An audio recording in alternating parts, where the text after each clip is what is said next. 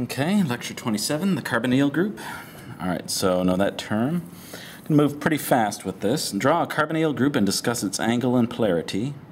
So it is a C double bonded to an O, carbon double bonded to oxygen, and then these bonds go off to bond with something else. But this is the basic group.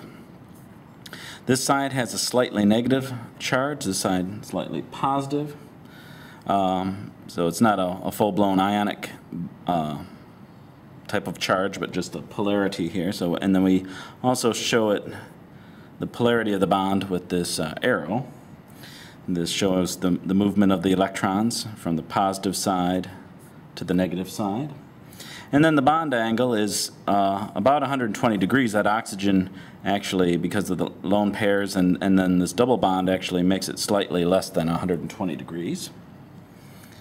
And then, number 2 here, show how the carbonyl group is used in different types of compounds.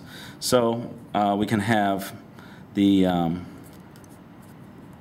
carbonyl group connected to another carbon and a hydrogen. This is called an aldehyde. That's one of the molecules we'll be discussing in this lecture.